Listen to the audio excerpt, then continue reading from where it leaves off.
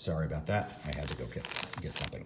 But anyway, so now let's talk about how we could possibly write tangent or cotangent in terms of sine and cosine. So I'm going to just take a little deviation here. I'm just going to pick sine of theta and secant of theta, and I want to multiply them. I want to see what happens. Well, we know sine of theta, if we write it as a ratio, y over r, and secant, we write it as r over x, the r's cancel and we're left with y over x. So sine times secant will give us the tangent ratio, because y over x is the tangent ratio. Well, secant can be written as 1 over cosine. So it looks like the tangent ratio can be written as sine over cosine. Sorry, my handwriting is so bad. I'm kind of leaning over all stupid. So tangent can be thought of as sine over cosine, and we know cotangent is the reciprocal, so cotangent can be written as cosine over sine. So sloppy, sloppy, sloppy, but this box is nice because it shows that every single trig ratio could be written in terms of sine and cosine. So I just want to do a couple of practice problems on how we can rewrite stuff in terms of sine and cosine and how we can simplify them, and then I will be done. All right, so for each of these, I'd like to write in terms of sine and cosine, and then of course we need to simplify if possible.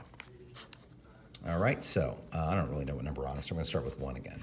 Suppose we have the cotangent ratio of theta, and we want to subtract cosecant. Now, first of all, I know you're used to thinking of cotangent as x over y and cosecant as r over y. You don't really need to do that.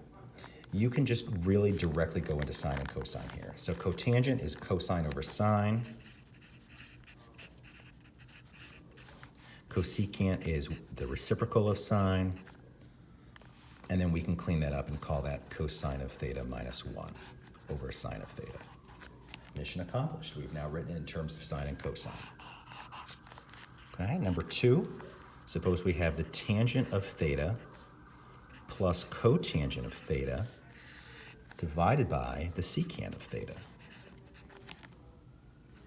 Okay, well, I'm going to write everything in terms of sine and cosine, and then I'm going to clean up.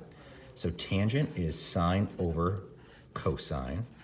Let me write that a little bit better because that's pretty gross.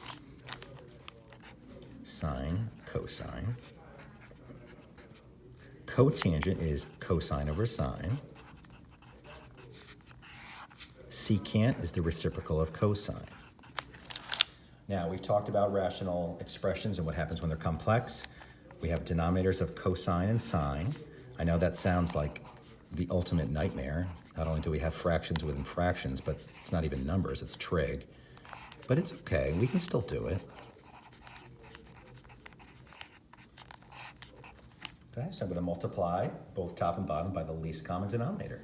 We have denominators of cosine and sine. I'm going to multiply top and bottom by cosine and sine. So when I do these, the cosines cancel. I'm left with sine squared. When I multiply these, the sines cancel. I'm left with cosine squared. And then on the bottom, the cosines cancel. I'm left with just sine. Now, we've done everything we can in terms of putting it into sine and cosine. Do you see anything else we can do? Do you remember what sine squared plus cosine squared is equal to? I believe that was the identity. Sine squared of theta plus cosine squared of theta always equals 1. So guess what we're going to do?